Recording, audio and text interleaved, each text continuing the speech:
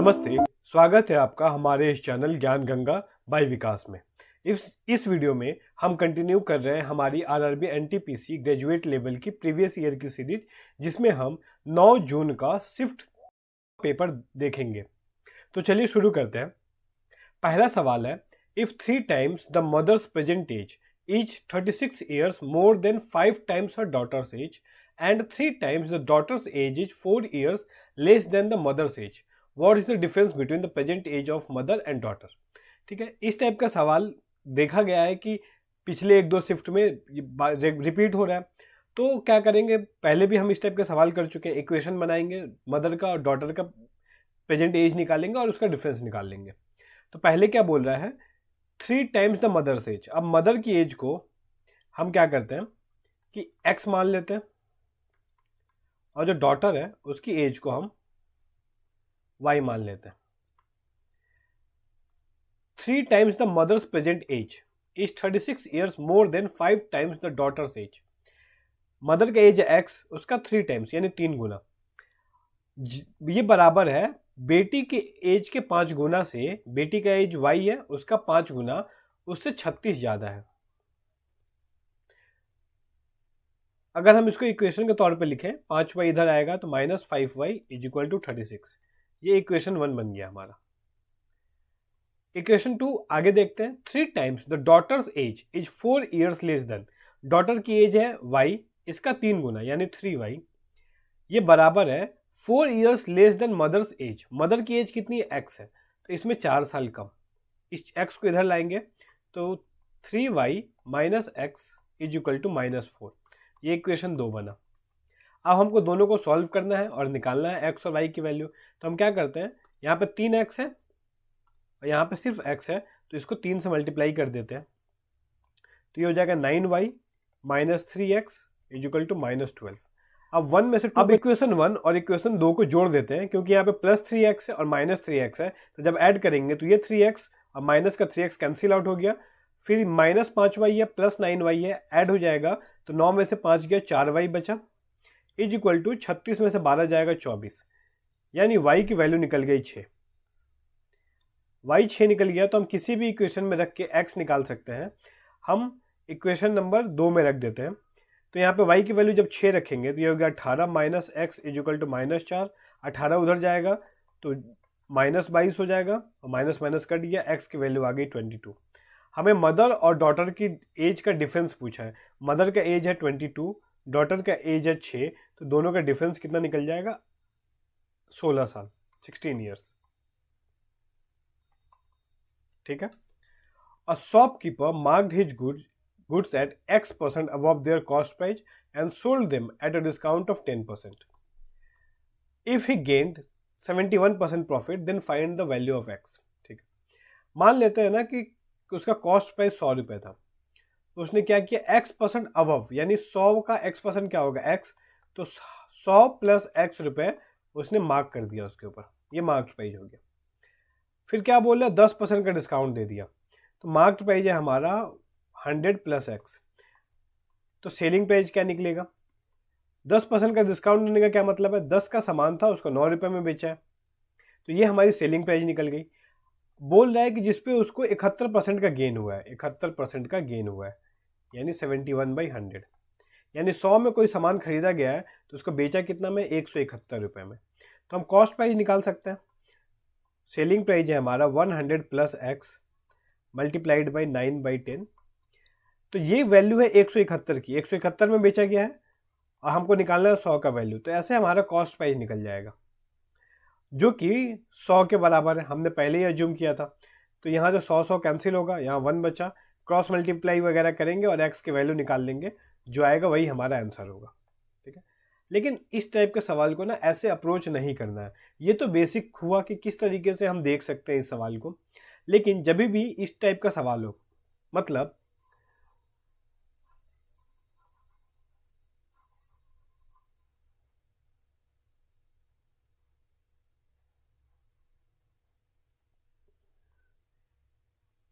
Discount दिया जा रहा हो कुछ और प्रॉफिट हो रहा हो कुछ, प्रॉफिट या लॉस कुछ भी, तो उस केस में हम डायरेक्टली जानते हैं कि मार्क्ड प्राइस और कॉस्ट प्राइस का रेशियो निकल सकता है जो होता है is equal to 100 plus profit percent divided by 100 minus discount percent. ठीक है, यहां से हम डायरेक्टली मार्क्ड प्राइस और कॉस्ट प्राइस का रेशियो निकाल सकते हैं। तो प्रॉफिट कितने का हुआ है? 71% का, तो 100 प्लस 71 करेंगे तो 171 हो गया, और डिस्काउंट दिया है 10% का, तो 100 में से 10 माइनस करेंगे तो 90 हो गया। यानी कॉस्ट प्राइस 90 थी और उसको बढ़ा के कितने पे लिखा गया है? 171 पे। तो ये निकल गया हमारा रेशियो 171/90। इसको हम जरा सिंप्लीफाई कर लेते हैं। ये 9 से कट रहा है 10 बार में, और ये 9 से कट जाएगा 19 बार में, यानी 19/10। यानी कॉस्ट प्राइस था 10 रुपये, तो मार्क्ड प्राइस कितना हो गया? 19 रुपये। तो 10 पे कितना बढ़ाया गया है? 9 रुपये बढ़ाया गया है, तो कितना परसेंट हुआ? 90%। Option number 4। ठीक है, तो ध्यान रखना है कि जब भी डिस्काउंट परसेंट और प्रॉफिट परसेंट दिया हो तो हम डायरेक्टली मार्क्ड प्राइस और कॉस्ट प्राइस का रेशियो निकाल सकते हैं, और हमारा सवाल फिर बहुत आसान हो जाएगा। अगला जो सवाल है, इस टाइप का सवाल हम ऑलरेडी कई शिफ्ट्स में देख चुके हैं, काफ़ी बार रिपीट हो रहा है ये, तो मैं डायरेक्ट चलता हूँ। 7/9 ऑफ रिमेनिंग डिस्टेंस, तो 7/9, तो रिमेनिंग डिस्टेंस को हम अज्यूम कर लेंगे 9 यूनिट। तो 9 का 7/9 9वां हिस्सा क्या हो जाएगा? जब 9 को 7/9 से मल्टीप्लाई करेंगे तो क्या आएगा? 7। तो ट्रैवल या फिर कवर्ड कितना हो गया? कितना ट्रैवल किया? वो 7 यूनिट ट्रैवल किया। ठीक है, तो टोटल यूनिट कितनी हो गई? 9 7 16, और टोटल डिस्टेंस दिया हुआ है 54 किलोमीटर। मतलब ये जो 16 है ये 54 के बराबर है, इक्विवेलेंट है। तो एक रेशियो कितने के बराबर होगा? 54/16। और ट्रैवल कितना किया उसने? 7 रेशियो, तो 7 कितने के बराबर होगा? 54/16 मल्टीप्लाई 7। तो ये हमारा डिस्टेंस हो गया कि इतना डिस्टेंस उसने ट्रैवल किया है। और टाइम हमें दिया हुआ है, कितने टाइम में ट्रैवल किया है? 1 घंटे 15 मिनट, यानी 1 घंटा प्लस 15 मिनट को करेंगे तो मिनट को आर में चेंज करेंगे, 60 से डिवाइड, तो 1/4 आएगा। इसको ऐड कर देंगे तो 5/4। तो हमको निकालना है स्पीड। स्पीड का फॉर्मूला हम जानते हैं, डिस्टेंस अपॉन टाइम। डिस्टेंस है 5416 इंटू 7, टाइम है 5/4, तो नीचे 5 आ गया, 4 मल्टीप्लाई ऊपर चला जाएगा। 4 से काट दिया इसको 4 बार में, 2 से काटा 2 और 27, तो क्या बच रहा है? 27 इंटू 7 ऊपर है और नीचे है 5 इंटू 2 10। तो 27 को 7 से मल्टीप्लाई कर देते हैं, 7 7 49, 7 2 14 और 4 18, और नीचे 10 है तो एक डिजिट के पहले डेसिमल दे देंगे, तो 18.9 किलोमीटर पर आवर उसकी स्पीड हो जाएगी, यानी कि ऑप्शन नंबर 2। क्वेश्चन नंबर 4 क्या बोल रहा है? Deepesh has 160 litre of oil A and 340 litres of oil B. इतना बड़ा देख के लग रहा है सवाल, लेकिन एक बार पूरा पढ़ते हैं। He fills a number of identical containers with 2 types of oil in a manner that each container has only 1 type of oil, and all containers are completely filled. What can be the maximum value of each container that Dipesh uses so that all the oil Dipesh has of both types can be poured into these containers? ठीक है, पूछ रहा है कि मतलब क्या बोला है कि टाइप ए ऑयल जो है 168 लीटर है, टाइप बी ऑयल जो है वो 234 लीटर है। तो हमको ना कोई ऐसा कंटेनर चाहिए जिससे हम इक्वल अमाउंट में अलग अलग कंटेनर्स में ऑयल को भरें और सारा ऑयल कंप्लीटली फिल हो जाए। तो इस तरीके के सवाल के लिए हम क्या करते हैं, बस जो दोनों तरीके का ऑयल का जो कैपेसिटी है उसका एचसीएफ निकाल देंगे। ठीक है, तो एचसीएफ निकालते हैं, इसका फैक्टराइजेशन करते हैं। तो ये इसको हम ले जाते हैं 8 के टेबल से, 8 से जाएगा 21 बार में, तो ये हो गया 2 का पावर 3 इंटू 3 इंटू 7। ठीक है, इसको हम मल्टीप्लाई करते हैं, 4 3 7 दोनों 9 से जा रहा है, 9 9 2 18 26, तो ये हो गया 3 की पावर 2 इंटू 2 इंटू 13। तो एचसीएफ क्या होता है? जो कॉमन होगा वो एचसीएफ होगा। तो यहाँ पे क्या कॉमन है? 2 की पावर 1 है और 2 की पावर 3 है, तो कम पावर वाला लिखते हैं हम, तो 2 और 3, तो बस यही कॉमन है और कुछ तो कॉमन है नहीं। तो 3 दूना 6, 6 लीटर कंटेनर की जरूरत पड़ेगी, यानी option number 2। Question number 5, length with and height of a cuboid दिया है 10:17:14 लेंथ, ब्रेथ और हाइट ये दिया है 10:17:14 और टोटल सरफेस एरिया दिया है 1096 सेंटीमीटर स्क्वायर। हमसे पूछ रहा है लेंथ क्या होगा इसका। तो मैंने ये आपको पहले भी बताया है कि जब भी रेशियो होता है ना, रेशियो क्या है, किसी भी संख्याओं का सिंपलेस्ट फॉर्म है, काट कूट के जो लिखते हैं वो आता है। तो जब भी हम अज्यूम करेंगे ना कि लेंथ क्या होगा, तो हमेशा एक मल्टीपल अज्यूम करते हैं, जो कॉमन मल्टीपल होगा, जो तीनों को किसी कॉमन नंबर से काटे होंगे ना, तो हम अज्यूम कर लेते हैं वो x है। तो लेंथ हो गया 10x, ब्रेथ हो गया 17x और हाइट हो गया 14x। Total surface area cuboid का क्या होता है, ये होता है 2LB plus BH plus LH। ये दिया हुआ है 1096। अब इसको सॉल्व करेंगे, हमारा x का वैल्यू मिल जाएगा। 2 से काट देते हैं पहले इसको, बाहरी बार 4 5 बार में और 48 दूना 96, ठीक है। LB मतलब L 10x है और BS 17x, दोनों को मल्टीप्लाई करके लिखेंगे तो 170x स्क्वायर। B है 17 और H है 14, दोनों को ऐड कर देंगे तो ये, सॉरी ऐड नहीं, मल्टीप्लाई करना है, तो मल्टीप्लाई करते हैं 17 चौके 68, कैरी 6, 17 कम 17 6 23 x स्क्वायर। LH मतलब 14x और 10x, इसको मल्टीप्लाई करेंगे तो 140x स्क्वायर। सबको ऐड कर देते हैं हम, तो ये हो जाएगा 170 140, ये हो गया 310। 310 में जब 238 जोड़ेंगे तो 548, दोनों तरफ 548 है, कैंसिल आउट हो गया। इसका मतलब है एक्स स्क्वायर की वैल्यू निकल गई 1, यानी एक्स की वैल्यू सिंपली आ गई 1 प्लस माइनस 1, क्योंकि ये तो लेंथ निकाल रहे हैं, माइनस तो हो नहीं सकता, तो पॉजिटिव 1 ही होगा। तो यानी लेंथ हो गई 10 सेंटीमीटर, ब्रेथ हो गई 17 सेंटीमीटर और हाइट हो गई 14 सेंटीमीटर। एक्स की वैल्यू 1 रखेंगे तो 10 17 और 14 आ गया। हमसे लेंथ ही पूछा था सिर्फ, तो यानी option 2 10 centimetre. Question number 6, Rishi has 1612 रुपए with him. He divided it amongst his son Shan and Piyush and asked them to invest it at 8% rate of interest per annum compounded annually. It has seen that Shan and Piyush got the same amount after 19 years and 20 years. How much did Rishi give to Shan?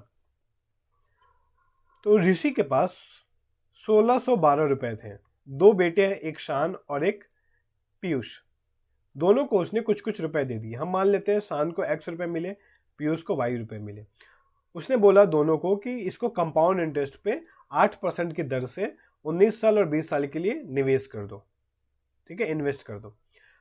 लेकिन जब पैसे मिले दोनों को तो क्या मिला, same amount मिला। तो इस टाइप का सवाल भी हम ऑलरेडी देख चुके हैं। अमाउंट बराबर क्या होता है, P 1 + R/100 × T। डायरेक्टली मैं करता हूँ, इस बार दोनों को अमाउंट सेम मिल रहा है, तो पहला शान का देखते हैं। शान की अमाउंट क्या हो जाएगी, प्रिंसिपल x है शान का, 1 + R की वैल्यू है 8 / 100 और टाइम है शान के लिए 19 साल। ये बराबर है पीयूष के अमाउंट के, तो पीयूष का प्रिंसिपल हो गया y, रेट है 8 और टाइम है 20 साल। तो ये 19 बार है ब्रैकेट के अंदर और ये 20 बार है, तो कट जाएगा, सिर्फ एक बार बचेगा। तो x = y, इसको एलसीएम ले लेते हैं, तो ये आ गया 108/100। जब y को हम इधर लाएंगे तो ये हो जाएगा x/y, इसको हम काट देते हैं 4 से, 27 और 25, तो ये आ गया 27/25। तो x को 27 रुपये मिले, y को 25, तो टोटल कितना हो गया 52 रुपये। पर 52 नहीं दिया है, क्वेश्चन में दिया 1612, तो यानी 52 जो है वो 1612 का वैल्यू है। हमको निकालना है कितना, शान का रेशियो कितना 27, तो 27 से मल्टीप्लाई कर दिया। इसको सॉल्व करते हैं हम, 13 से काट देते हैं, 13 चौका 52, 13 कम 13, 3 बचेगा, 13 दूना 26, 5 4 बार में, फिर 4 से काट देते हैं 31। अब मल्टीप्लाई कर देंगे तो 7 7 या 21 और 2 23, कैरी 2, 3 दूना 6 2 8, 837 रुपये। Option number 4। शान को मिलेंगे इतने, बचे हुए किसको जाएंगे, पीयूष को। पर शान का ही पूछा है हमसे सिर्फ। क्वेश्चन नंबर 7, ठीक है, ये एक रेकरिंग डेसिमल का क्वेश्चन है। रेकरिंग डेसिमल्स ऐसे डेसिमल्स होते हैं जो बार बार रिपीट होते हैं, ठीक है, ऐसे रिपीट हो रहे हैं। तो जो रिपीट होता है ना उसके ऊपर बार देते हैं। 27 27 27 बार बार रिपीट हो रहा है, 27 के ऊपर बार दे दिया, ठीक है। यहाँ पर 7 नहीं है, पर 27 27 आ रहा है, तो बाद में 7 फिर 2 ऐसे आएगा ही, तो 8.27 पे बार दे देंगे। तो इसको कैसे चेंज करते हैं फ्रैक्शन में, डेसिमल हटा दिया हमने, जिसके ऊपर बार नहीं है वो माइनस कर देंगे हम। 8 के ऊपर बार नहीं था तो 8 माइनस कर दिया। डिवाइड में 9 लिखेंगे हम, जितने के ऊपर बार रहेगी उतना 9 लिखते हैं, और जिस पे बार नहीं रहेगी उसके लिए 0 लिखते हैं। डेसिमल के बाद की बात कर रहा हूँ। तो डेसिमल के बाद 2 ऐसे डिजिट्स हैं जिनके ऊपर बार है, तो 2 बार 9 आया। ठीक है, सपोज करते हैं कि यहाँ पे 1 होता, तो क्या होता है कि 2 पे बार है तो 2 9 आ जाता, लेकिन 1 पे बार नहीं है तो उसके लिए 0 देना पड़ता हमें। पर ठीक है, वैसा है नहीं क्वेश्चन हमारा। अब इसको सिंप्लीफाई कर लेते हैं हम। 827 में से 8 माइनस करेंगे तो ये बचेगा हमारा 819, और नीचे है 99। 9 से कट करते हैं 11 बार में, 9 और 1 91, तो 91/11, यानी कि ऑप्शन नंबर 1 सही जवाब होगा। अब देखते हैं question number 8। The ratio of income of Seema and Darshan is 7:8। They save 15,000 9,000 respectively. If the ratio of their expenditures is 11:16, then what is the total expenditure of Seema and Darshan. ठीक है, इसको मैं एक बार बेसिक से बताता हूँ। इनकम क्या है? 7:8, ये रेशियो है सीमा का और दर्शन का। और एक्सपेंडिचर का रेशियो कितना दिया हुआ है? 11:16। ठीक है, तो सेव कितना कर लेते हैं? दोनों सेव होता है, एक करता 15,000, सीमा 15,000 करती है और दर्शन 9,000। ये पूरा क्वेश्चन है हमारा बाकायदा। तो हम क्या करते हैं ना कि इनकम को मान लेते हैं सीमा की 7x है और दर्शन की 8x है। ये अलग रेशियो है तो इसीलिए इसका मल्टीपल हमने x में माना। एक्सपेंडिचर 11:16 है तो ये अलग रेशियो है तो इसका जो मल्टीपल है वो अलग मानना पड़ेगा, तो हम y मान रहे हैं, तो 11y और 16y। ठीक है, तो यानी सीमा जो है 7x कमा रही है और 11y खर्च कर दे रही है, तो बचेगा कितना? सेविंग बराबर क्या होता है, या फिर ऐसे लिखा, हाँ, सेविंग बराबर इनकम माइनस एक्सपेंडिचर होता है। तो सीमा का क्या सेविंग हो जाएगा? इनकम है 7x, एक्सपेंडिचर है 11y, और सेविंग आ रहा है इस सीमा का 15,000। उसी तरीके से दर्शन का इनकम है 8x, खर्चा है 16y, और सेविंग निकल गया 9,000। दो इक्वेशन मिल गए, इक्वेशन 1, इक्वेशन 2। दोनों को सॉल्व करेंगे और x और y का वैल्यू निकाल लेंगे। वैसे तो हमें पूछा क्या है? पूछा है टोटल एक्सपेंडिचर। तो टोटल एक्सपेंडिचर क्या है? सीमा कर रही है 11y और दर्शन कर रहा है 16y, तो टोटल कितना हो गया? 27y। तो बस हमें y की वैल्यू मिल जाए ना, तो 27 से मल्टीप्लाई करके हम डायरेक्टली आंसर निकाल सकते हैं। तो अगर हम देखें, या फिर एक और चीज़ है यहाँ पे कि 27 आ गया ना और y है, तो 27 किसका मल्टीपल है? 3 की पावर 3, मतलब तीन बार, या फिर ऐसे लिख सकते हैं 9 × 3।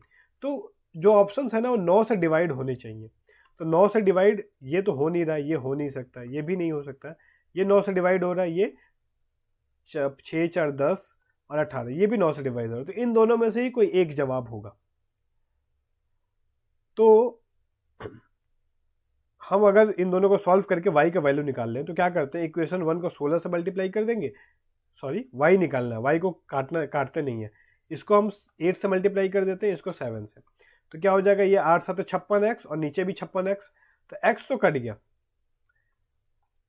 जब इसको हम 8 से मल्टीप्लाई किए तो ये हो गया -88y और plus 16 7 112y is equal to, ये आएगा 15 8 120 और 9 7 63। 120 में से 63, या फिर ऐसे लिख लेते हैं 30 -63 30।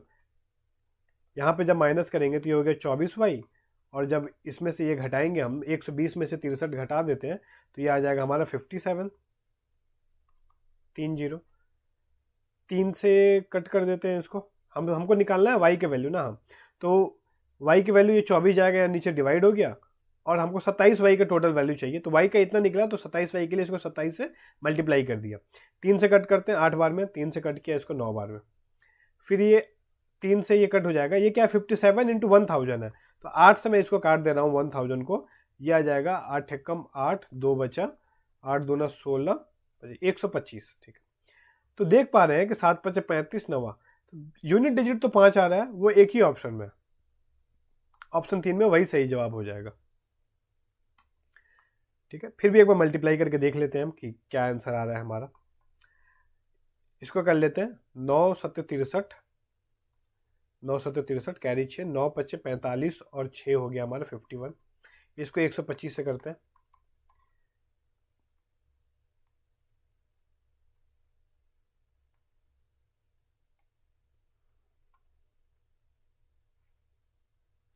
ऐड कर लेते हैं इसको हम।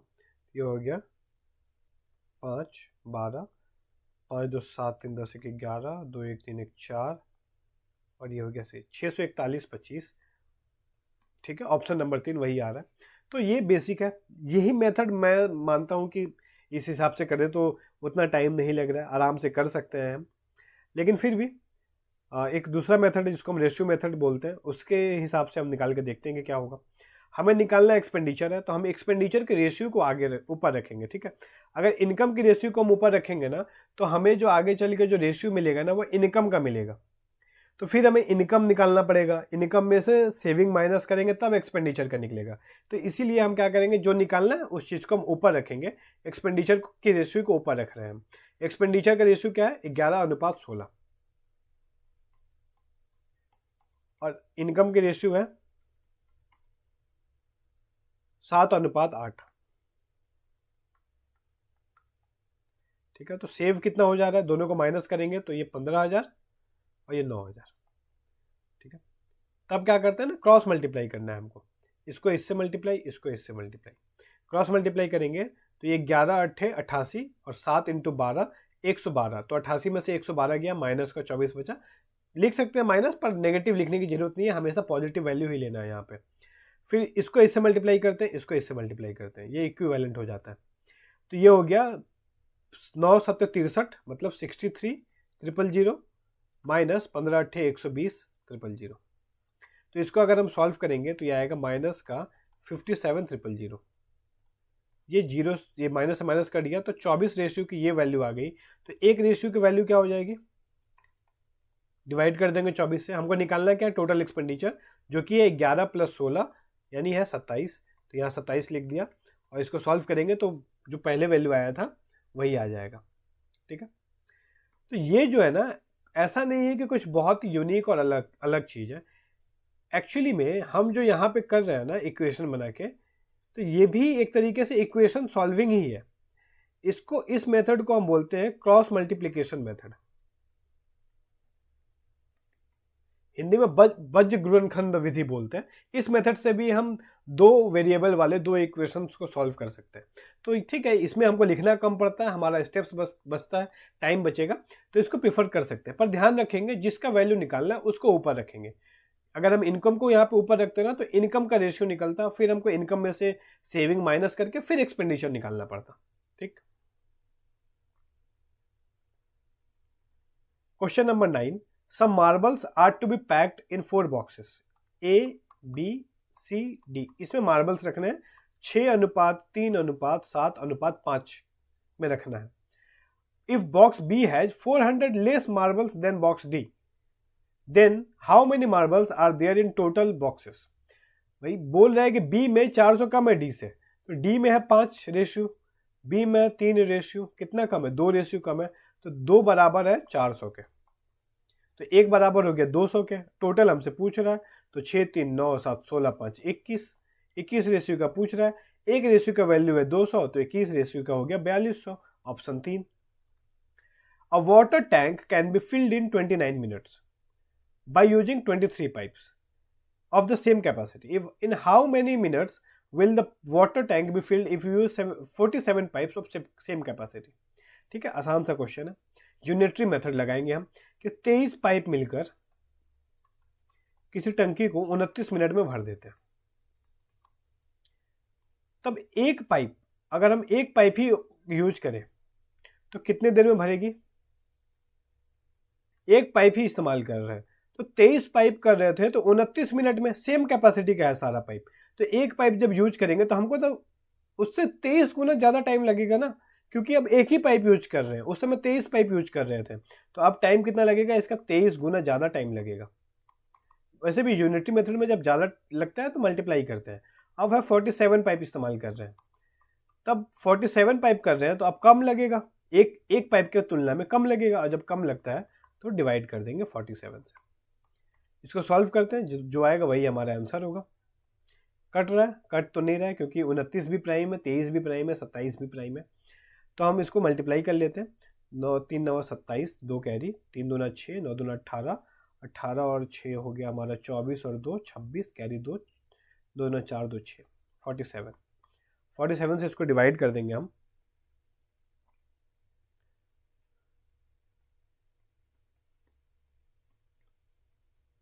एक बार में 47 बचा हमारा 9 और 1 19 7। कितनी बार में जाएगा फिर? 4 बार में तो लगभग हाँ 4 बार में लेके चले जाते हैं। 7 चौके 28, कैरी 2, 7 दूनी 14, 18, ठीक है। तो यहाँ पे बचेगा कितना? 9 बचेगा। फिर पॉइंट देंगे, यहाँ 0 आ गया, तो 45 दूना 90 होता है, तो 1 आएगा, मतलब 1 के बाद कुछ आएगा, तो 14.1 उसके बाद कुछ होगा। तो ये ऑप्शन 3 है, यही हमारा सही जवाब होगा, ठीक है। अब अगला क्वेश्चन है क्वेश्चन नंबर 11। सिंप्लीफिकेशन का आसान सा क्वेश्चन है। पहले डिवाइड कर देंगे, तो ये हो गया 81 प्लस 38 प्लस 42 माइनस 86। तो इन दोनों को ऐड कर देते हैं, 38 और 42 80 हो गया, और 81 में से माइनस 86 कर देंगे तो ये आ जाएगा माइनस का 5 75। Question number 12। Vijay salary was first reduce by 16%, then increase by 11%, final salary बतानी है कितनी लोअर है। तो मान लेते हैं कि पहले जो सैलरी थी 100 रुपये थी, तो क्या किया गया कि 16% पहले रिड्यूस किया गया, मतलब 100 की वैल्यू को 16 रिड्यूस किया गया, यानी 84 किए। फिर 11 से रेज किया गया, मतलब 100 की वैल्यू को 11 रेज करके 111 कर दिए। तो कितना आ रहा है निकाल लेते हैं एक बार। गया, ये काट देते हैं, हम इसको मल्टीप्लाई करना पड़ेगा। तो ये हो जाएगा 111 इंटू 84 जब करेंगे तो 4 4 4 8 8 8 4 12 13 9। तो यानी ये 100 है नीचे, तो 93.24। तो उस 100 से कितना कम हो गया? ये कम हो गया 6.76। Option number A. The ratio of length of 2 corresponding sides of similar triangles 15:14 है। तो हमको बताना है उनके एरिया का रेशियो क्या होगा। तो ये मैंने पिछले ही वीडियो में बताया था। तो जो साइड का रेशियो है ना 15:14, तो जब हमको एरिया का रेशियो निकालना रहेगा, तो एरिया का जो रेशियो होता है वो साइड्स के रेशियो के स्क्वायर के बराबर होता है, ठीक है। तो इसका स्क्वायर कर देंगे, तो ये आ गया 225 बटे में 196, यानी ऑप्शन नंबर 3। अगर हमको एरिया का रेशियो दिया होता 14:15 और 15:14 और पूछता साइड्स का रेशियो बताओ, तब उस केस में इसका अंडर रूट निकालते हैं, तब 15 रूट 14 रेशियो होता। यहाँ पर एक रेगुलर पॉलीगॉन की बात की गई है। रेगुलर पॉलीगॉन, तो रेगुलर पॉलीगॉन के कुछ फॉर्मूलाज होते हैं। रेगुलर पॉलीगॉन क्या, पॉलीगॉन किसको बोलते हैं? कोई भी ऐसा क्लोज्ड ज्योमेट्रिकल फिगर जिसमें 2 से ज़्यादा साइड्स हो। जैसे 2 से ज़्यादा 3 साइड है तो इसको ट्राइंगल बोलते हैं। 4 साइड्स हो जाता है तो वो कहलाता है हमारा क्वाड्रिलेटरल। 5 साइड हो गया तो वो कहलाएगा हमारा पेंटागोन। 6 हो गया तो हेक्सागोन, 7 हो गया तो सेप्टागोन, ऑक्टागोन, नैनोगोन, डेकागोन, इस तरीके से होता है। तो रेगुलर का क्या मतलब है? रेगुलर का मतलब है कि सारी भुजाएं बराबर। ऐसा पॉलीगॉन जिसकी सारी भुजाएं बराबर हो वो रेगुलर पॉलीगॉन कहलाता है। तो उसके कुछ फॉर्मूलाज है। पहला, सम ऑफ ऑल इंटीरियर एंगल्स।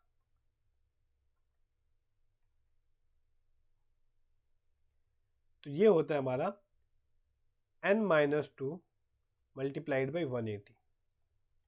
इसको चेक भी कर सकते हैं, जैसे ट्राइंगल का ले लेते हैं। ट्राइंगल का तीनों एंगल का सम क्या होता है? 180 होता है। n क्या है? n है नंबर ऑफ साइड्स, तो यहाँ n की वैल्यू 3 है, तो यहाँ अगर हम 3 रखेंगे, 3 में से 2 गया 1, 1 को 180 से करेंगे तो 180 आ गया। क्वाड्रिलेटरल का देखना है तो 2 भी देख सकते हैं। क्वाड्रिलेटरल भी एक पॉलीगॉन है, तो इसकी 4 भुजाएं, मतलब n की पावर n का वैल्यू 2 हो गया, सॉरी n का वैल्यू 4 हो गया। तो जब इस फॉर्मूले में रखेंगे तो 4 - 2 इंटू 180, तो 2 इंटू 180 360 आएगा। तो एक क्वाड्रिलेटरल है, उसका चारों एंगल का सम 360 होता है, ठीक है। तो इस तरीके से हम याद रख सकते हैं। कभी भूल गए तो ऐसा सोच के हम याद भी कर सकते हैं उसको। तो अगर सम ऑफ ऑल इंटीरियर एंगल्स इतना है तो ईच इंटीरियर एंगल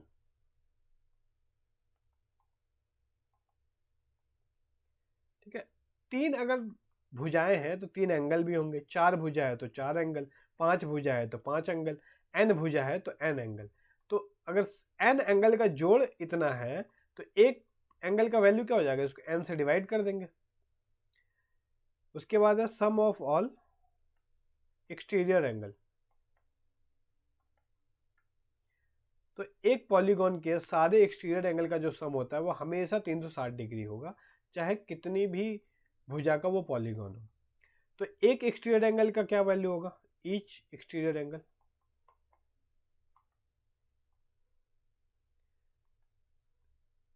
n भुजा है तो n एक्सटीरियर एंगल भी होगा, तो n से डिवाइड कर देंगे तो ईच निकल गया। और एक है नंबर ऑफ डायगोनल्स, कि कितने डायगोनल होंगे उसके, उसका वो जो फॉर्मूला होता है n-3/2। इसको स्क्रीनशॉट ले लीजिए, इसको याद रखिएगा आप लोग। फाइंड द वैल्यू ऑफ, अच्छा एक ट्रिग्नोमेट्री का सवाल है, अच्छा क्वेश्चन है। इसको हम कैसे सॉल्व करेंगे देख लेते हैं। एक दो मेथड बता देता हूँ, जो आपको अच्छा लगे, जैसे दिमाग में आए वैसे करते हैं। 3 + tan स्क्वायर, मैंने बताया आपको कि tan थीटा क्या होता है, ये बराबर होता है sin theta by cos theta के। तो tan स्क्वायर फाई है तो ये हो जाएगा sin square phi by cos square phi, plus cot square phi है तो ये हो जाएगा cos स्क्वायर, tan का उल्टा ही यही है, cos square phi by sin square phi, minus sec square phi. तो sec किसका उल्टा होता है, cos का, तो उसकी जगह हम लिख सकते हैं 1/cos स्क्वायर फाई। और cosec किसका उल्टा है, sin का, तो इसको जगह लिख सकते हैं 1/sin स्क्वायर फाई। ठीक है, अब पूरे क्वेश्चन में ना सिर्फ sin cos हो गया, तो पूरा हम लिखने की जरूरत नहीं है। हम क्या करेंगे ना, मन इसको बस इतना समझ लेंगे कि यह है s square c square s square minus c square s square. इसको ऐसे देखना है, क्योंकि पूरा लिखेंगे नहीं, समय बचेगा हमारा। इसको सॉल्व करते हैं हम। cos स्क्वायर एलसीएम लेंगे, साइन स्क्वायर, तो ये हो गया c square s square, LCM हो गया तो ये हो जाएगा s स्क्वायर से मल्टीप्लाई करना पड़ेगा, तो साइन का पावर 4 cos की पावर 4। ठीक है, इस 3 को तो कुछ नहीं करेंगे, वैसे ही छोड़ देते हैं। इन दोनों का एलसीएम लेते हैं तो ये आ गया इतना, साइन की पावर 4 cos की पावर 4 -1।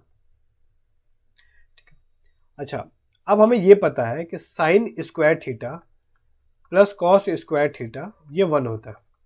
तो अगर दोनों तरफ स्क्वायर करेंगे तो ये क्या हो जाएगा, sine square theta plus cos square theta का होल स्क्वायर, ये भी 1 होगा क्योंकि 1 का स्क्वायर 1 ही होता है। इसको अगर हम ब्रेक करें a प्लस बी के होल स्क्वायर पे, तो a स्क्वायर यानी साइन का पावर 4, b स्क्वायर यानी cos का पावर 4 2ab, ये भी 1 होगा।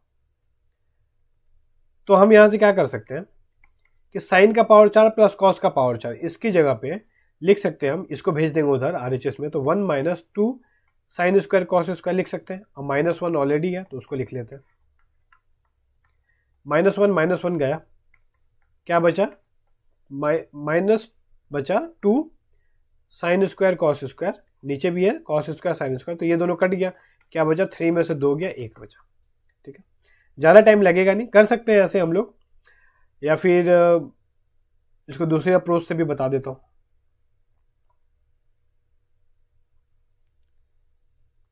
ठीक है, यहाँ बताता हूँ। 3 को तो साइड कर लेते हैं, 3 से अभी कुछ काम नहीं है, हमको बस यही सॉल्व करना है।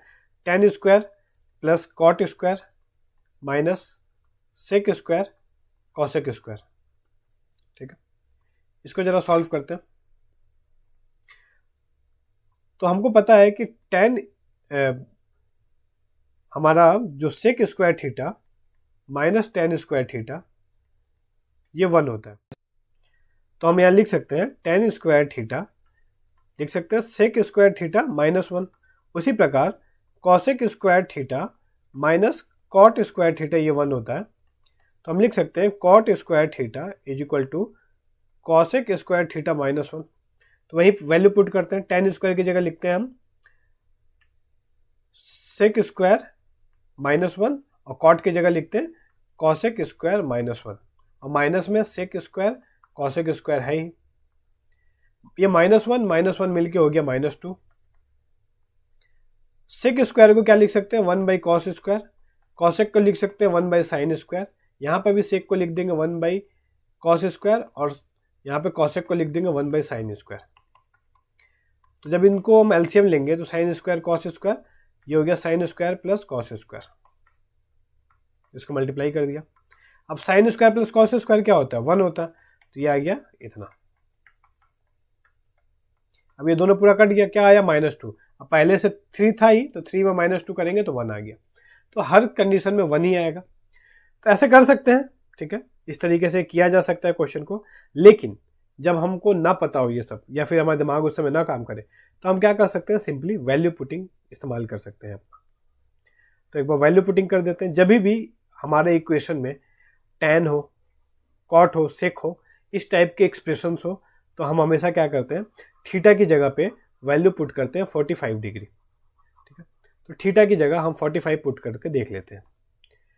3 tan² 45, तो 45 होगा तो tan 45 1 होता है, तो 1 का स्क्वायर 1 ही आएगा।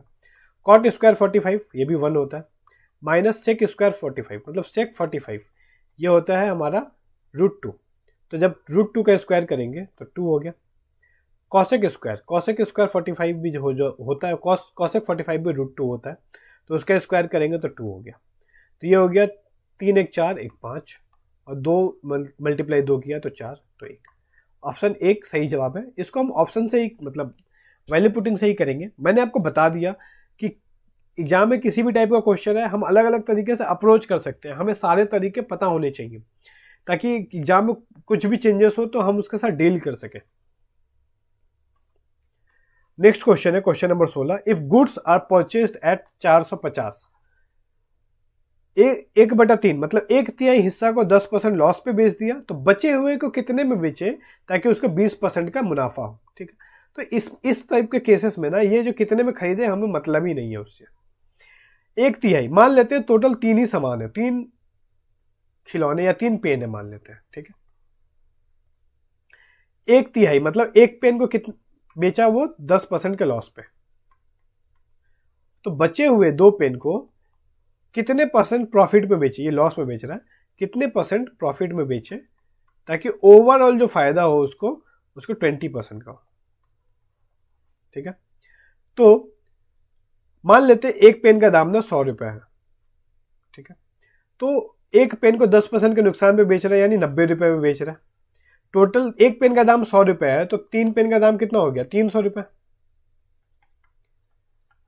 हमको चाहिए 20% का फायदा, 300 में खरीद के लाए हैं, 20% का फायदा चाहिए। 300 का 20% 60 हो जाता है, मतलब टोटल मेरे पास पैसा आना चाहिए 360 रुपये। एक को बेच दिया 90 में, तो बचा हुआ 2, जब इसको माइनस करेंगे तो ये आ गया 0, ये आ गया 7 और 2, 270 रुपये में 2 8 पेन को बेचना पड़ेगा, तभी हमको 20% का फायदा होगा। अगर 2 पेन को 270 में बेच रहे हैं तो एक पेन को कितना में बेचेंगे, 135 में, यानी 100 रुपये में खरीदा था, 135 में बेच रहे हैं, यानी 35% ज़्यादा बढ़ा के प्रॉफिट बेचना पड़ेगा हमको। तो ये तो ओवरऑल अंडरस्टैंडिंग है, ऐसे कर सकते हैं। बेसिक से भी कर सकते हैं, एक्स मान के कर ले, जैसे आपको आसान लगे वैसे कर सकते हैं।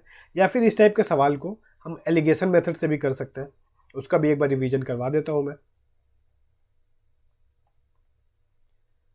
ठीक है। मान लेते हैं कि टोटल पेन 3 है, तो एक को बेच रहा है 10% की लॉस पे, अब बाकी 2 का हमें नहीं पता, लेकिन ओवरऑल जो प्रॉफिट हो रहा है उसको 20% का हो रहा है,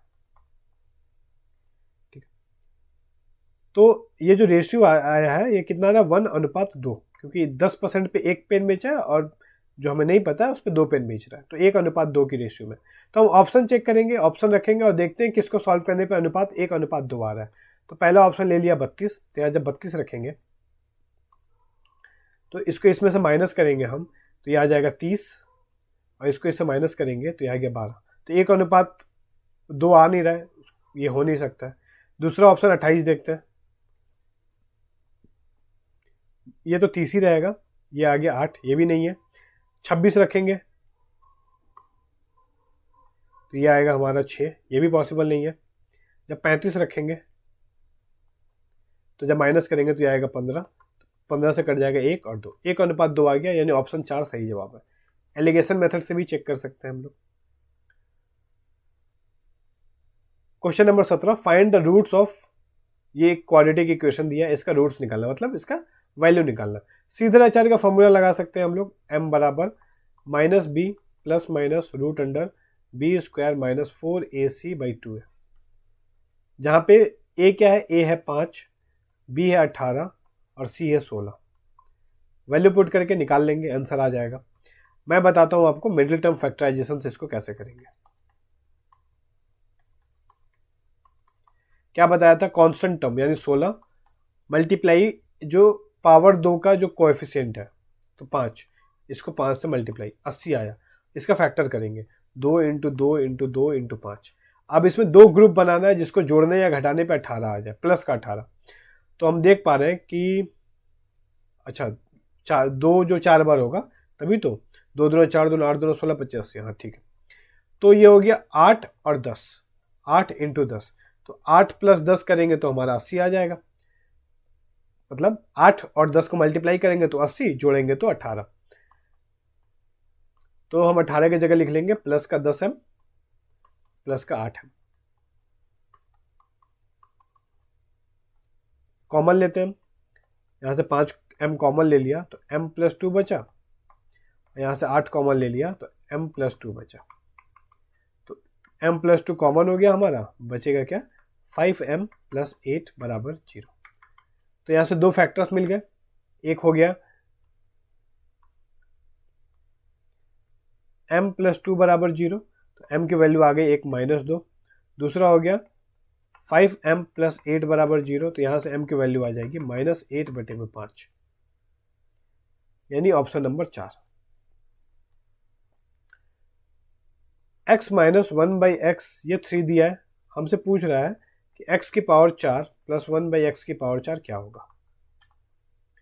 ठीक है, तो हम क्या करेंगे कि इसको दोनों तरफ स्क्वायर कर देंगे, या फिर इसका डायरेक्ट फॉर्मूला जो होता है मैं एक बार आपको रिवाइज करवा देता हूँ, क्योंकि इस टाइप का सवाल डायरेक्ट जो ट्रिक है उससे करना ही ज़्यादा बेनिफिशियल है।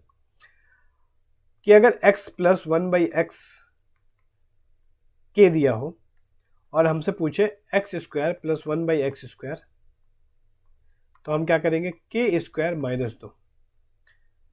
x माइनस 1/x दिया हो के, हमसे पूछ ले x square plus 1/x square, तब हो जाता है के स्क्वायर प्लस 2। ठीक है, कैसे होता है, आप दोनों तरफ स्क्वायर करके a प्लस बी का होल स्क्वायर के फॉर्मूला पर ब्रेक करके खुद से निकाल सकते हैं। निकालिए, रिवीजन होगा आपका। हमें ये चीज़ दी हुई है, ये पूछ रहा है, तो यानी x माइनस 1/x, के की वैल्यू 3 है यहाँ पे, हम निकाल लेते हैं कि x square plus 1/x square क्या होगा। तो ये हो जाएगा हमारा 3 का स्क्वायर 9 प्लस 2 यानी 11। अब हमको क्या करना है ना, x की पावर 4 चाहिए, तो इसका मतलब एक बार और फॉर्मूला लगाना पड़ेगा। तो k की वैल्यू हो गई 11, मतलब यहाँ पे अब प्लस है तो ये वाला फॉर्मूला लगाएंगे, के स्क्वायर माइनस 2, तो 11 का स्क्वायर माइनस 2, तो आ गया 119। Option number 4। क्वेश्चन नंबर 19, ये नया क्वेश्चन है, नया टाइप का। अभी तक जितने भी शिफ्ट हमने किए हैं उस टाइप में ये वेरिएशन वाले सवाल नहीं पूछा था, प्रोपोर्शन वाले सवाल अभी तक नहीं आए थे। आसान है, कुछ करना नहीं है। बोल रहा है x is directly proportional to a square. x जो है डायरेक्टली प्रोपोर्शनल को ऐसे लिखते हैं,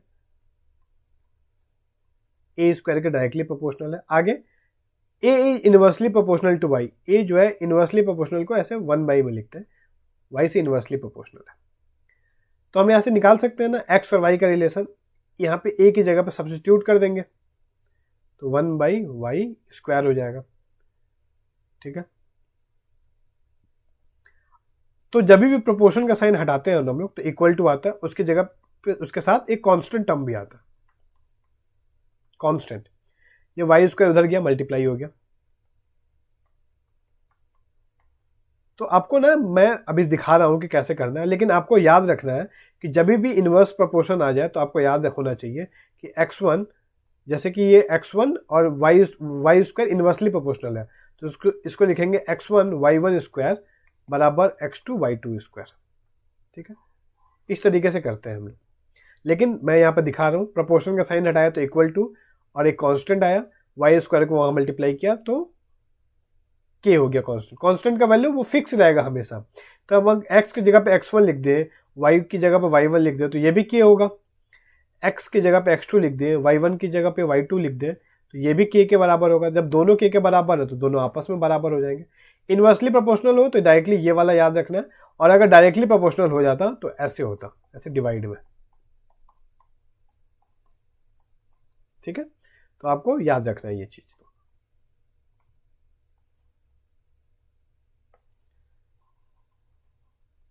तो हमसे क्वेश्चन में क्या दिया हुआ है कि जब x 97 था तब y 6 था, तो मतलब x1 97 है और y 6 था, तो 6 का स्क्वायर बराबर x पता करना है जब y 2 हो। y 2 है मतलब 2 का स्क्वायर, तो हमको x का वैल्यू चाहिए, x2 का वैल्यू। सॉल्व कर लेते हैं। ये हो गया 36, ये हो गया 4, 4 से काट देंगे 9 बार में, तो 9 को इससे मल्टीप्लाई कर देते हैं, x2 की वैल्यू निकल गई 63 कैरी 6 87 873, ऑप्शन नंबर 1।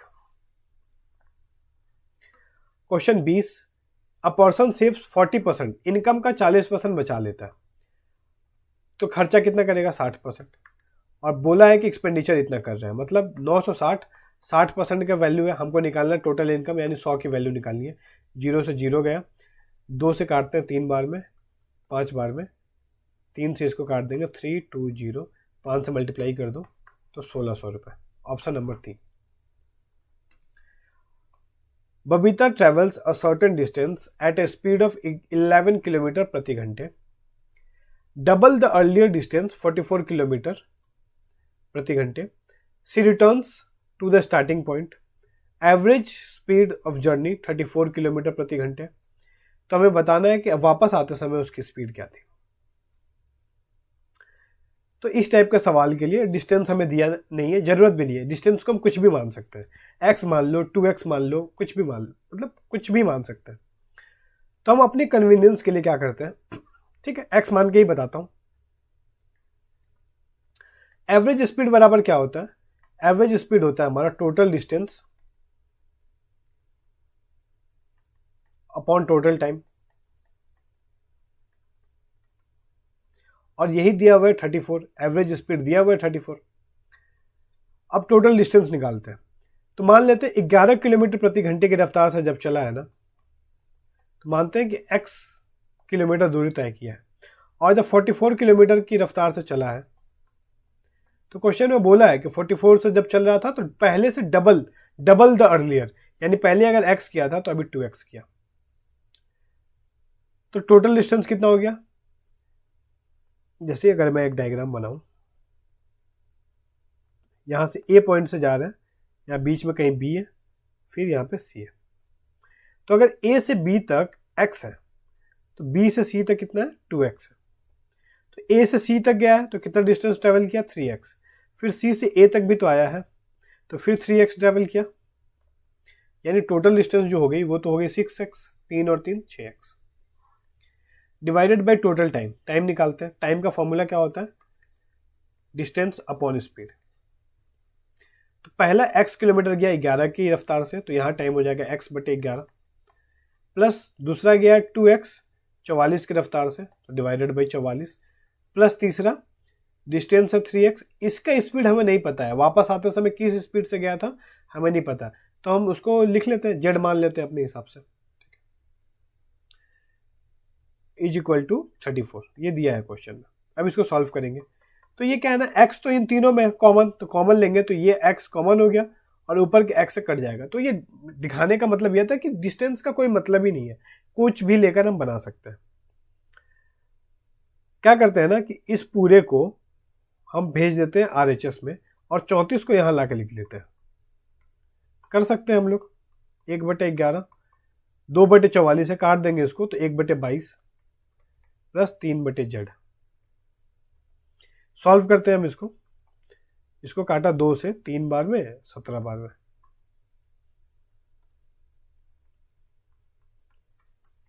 एलसीएम लेंगे 22, 2 और 1 3। अब क्या है ना, यहां भी 3 कॉमन है, तो ये 3 और ये 3 कट गया, जहां कैलकुलेशन बचे कटता हुआ दिखे काट देना है। अब 1/22 इधर आएगा तो माइनस होगा, तो 1/17 minus 1/22 is equal to 1/z।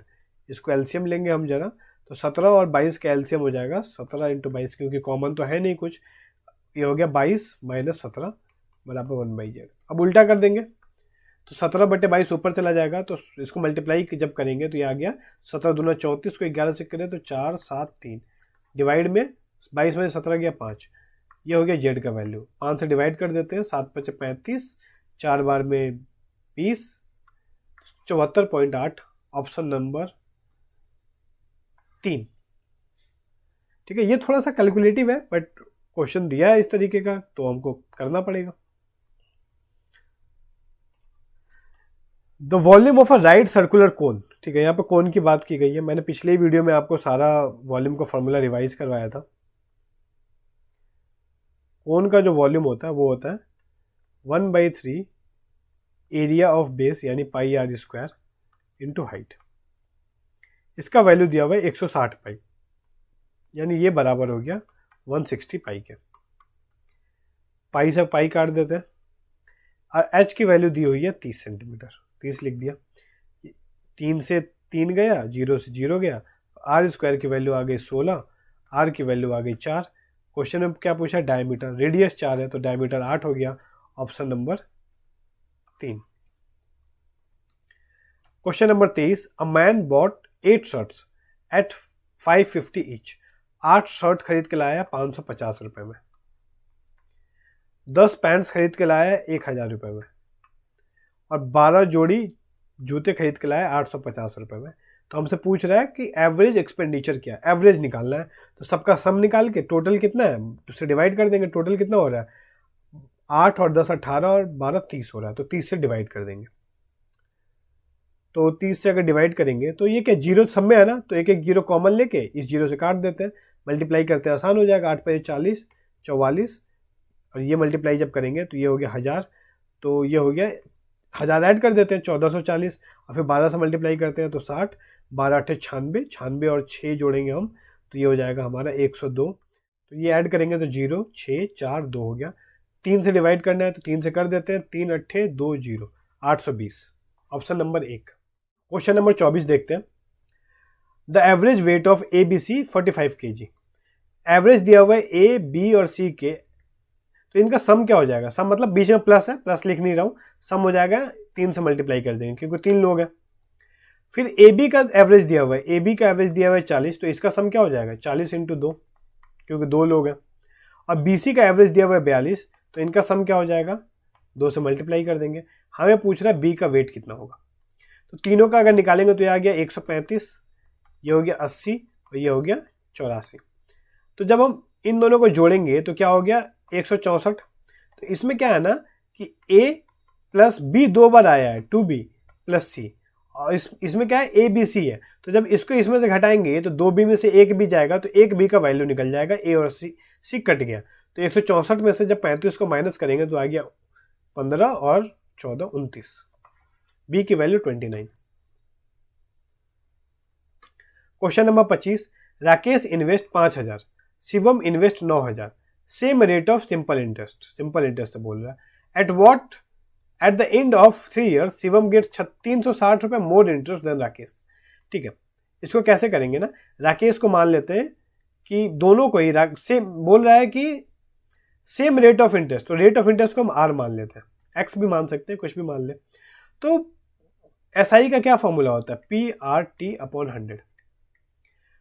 Principal कितना है राकेश का 5000, रेट कितना है आर ही लिखेंगे और टाइम कितना है 3 साल। और शिवम का देखें, शिवम का प्रिंसिपल कितना है 9000, रेट कितना है आर, टाइम कितना है 3 डिवाइडेड बाई 100, 2 0 2 0 गिरा गया। ये क्या है 150 आर, ये आया 270 आर। तो बोल रहा है कि दोनों का जो डिफरेंस है ना 360 है, तो यहां से अगर हम डिफरेंस निकालें तो क्या आ रहा है 120 आर, ये 360 के बराबर है, तो ये कट जाएगा 3 बार में, तो आर की वैल्यू क्या आ गई 3, यानी 3%, option number 3। Question number 26, the original price of a music set 8000 price था, the price is decrease by 12%, 12% decrease किया गया, मतलब 100 का वैल्यू था उसको 88 किया गया। फिर 25% रेज कर दिया, तो मतलब 100 का था तो उसको 125 कर दिया। ऐसे मल्टीप्लाई में लिख लेते हैं, 25 से काट देते हैं 4 बार में, 2 जीरो 2 जीरो गया, फिर हम 4 से काट देंगे इसको 20 बार में, तो 5 इंटू 20 करेंगे तो 100 और 88 से मल्टीप्लाई करेंगे तो 8800। Option 3। What is the mean of following distribution. ठीक है, अब इस टाइप का क्वेश्चन में मैंने बताया है कि मीन निकालने का क्या फॉर्मूला है। मीन जो होता है, मीन या एवरेज जिसको बोलते हैं, एक्स बार से रिप्रेजेंट करते हैं, ये आता है summation F x divided by summation F. जो मार्क्स है ये एक्स है और नंबर ऑफ स्टूडेंट्स जो है ये हमारा एफ होता है।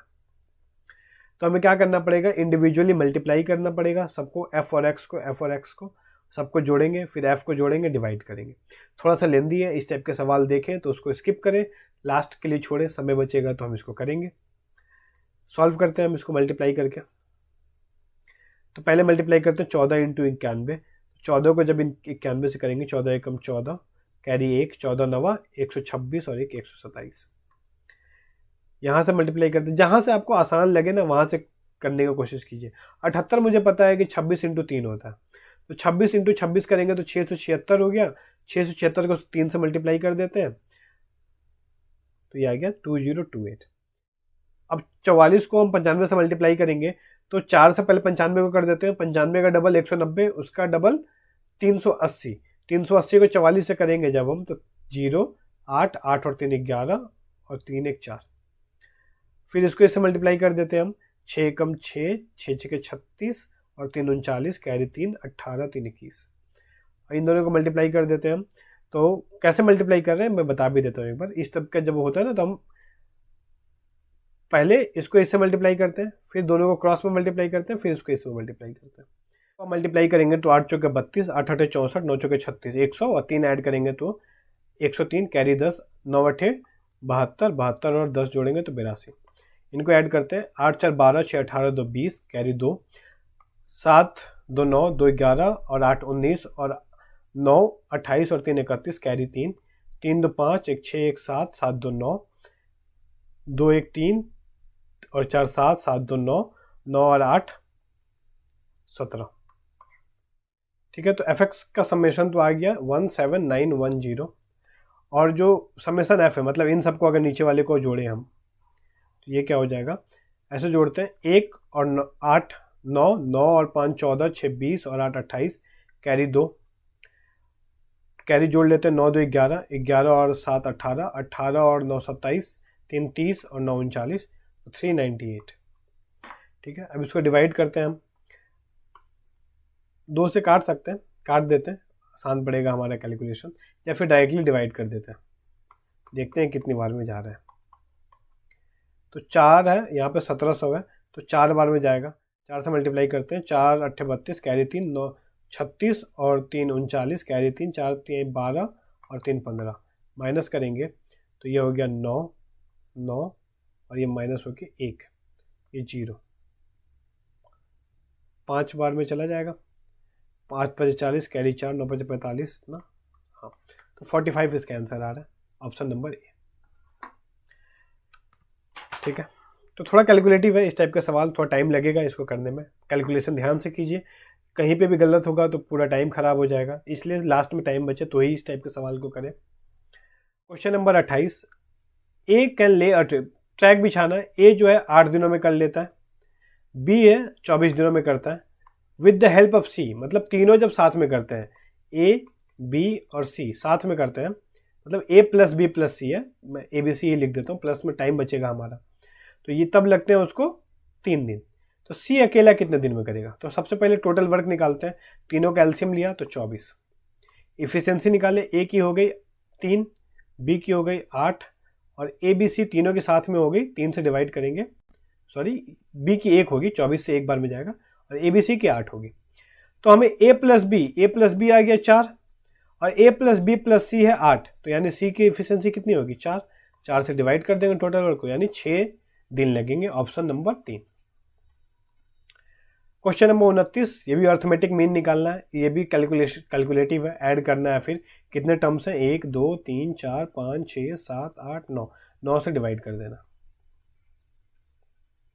ऐड करते हैं, 9 2 11, 9 20, 20 से 27 1 28, 28 में 8 36, 40 4 44, कैरी 4 बचा, 7 4 11, 9 20, 20 और 3 23, 23 और 5 28, 28 और 9 हो गया हमारा 37, 2 39 और 7 46, 46 में 9 जोड़ा हमने तो 55, 55 और 4 जोड़ा तो 59। डिवाइडेड बाय 9 करेंगे तो 9 छक्के 54, 9 छक्के 54, 66। Option number 3। Question number 30 simplification का सवाल है। 17 का क्यूब। 17 का क्यूब तो नहीं पता होता है जनरली, हमें 15 तक का याद रखते हैं, पर 17 का स्क्वायर होता है 289। इसमें एक बार 17 से मल्टीप्लाई कर देते हैं तो ये हो जाएगा 17 9 153, कैरी 15 बचा, 17 8 136, 15 जोड़ेंगे तो 151, एक लिखा, कैरी 15 बचा, 17 दूना 34, 34 में जब हम 15 जोड़ देंगे तो ये हमारा हो जाएगा 49। तो 4913 आ गया। 10 का स्क्वायर है, 10 का स्क्वायर मतलब 100, तो इसमें 100 घटा देते हैं, माइनस में है तो ये हो गया 4813। आगे करते हैं। 26/13 यानी 2, 2 का स्क्वायर 4 हो गया, -12 प्लस 20 इंटू 12 करेंगे तो 240। अब 4 में से 12 गया तो माइनस का 8 बचेगा, तो 240 में से 8 घटा देंगे तो 232 बच गया। अब इसको जोड़ देते हैं, 5 4 10 5। Option number 4। ठीक है, तो इस पेपर में कुछ सवाल थे जो कैलकुलेटिव थे, जिनमें थोड़ा सा समय लग रहा था। आसान वाले सवाल हम पहले अटेम्प्ट में करेंगे, जैसा कि मैंने आपको पहले भी बताया। तो प्रैक्टिस करते रहिए, रिवीजन करते रहिए, फार्मूलाज रिवाइज कीजिए, जितना प्रैक्टिस किया उसको करते रहिए। आप कुछ कुछ सवाल बनाइए, प्रीवियस ईयर के पेपर देखते रहिए और सॉल्व कीजिए। रिवीजन अभी के टाइम पे सबसे ज़्यादा इंपॉर्टेंट है। तो इस वीडियो में इतना ही, मिलते हैं अगली वीडियो में अगले पेपर के साथ। Thank you for watching. अगर आपको ये वीडियो पसंद आई हो तो इस वीडियो को लाइक करें, शेयर करें और चैनल को सब्सक्राइब करें। और अगर कोई भी डाउट आया हो तो उसे कमेंट जरूर करें।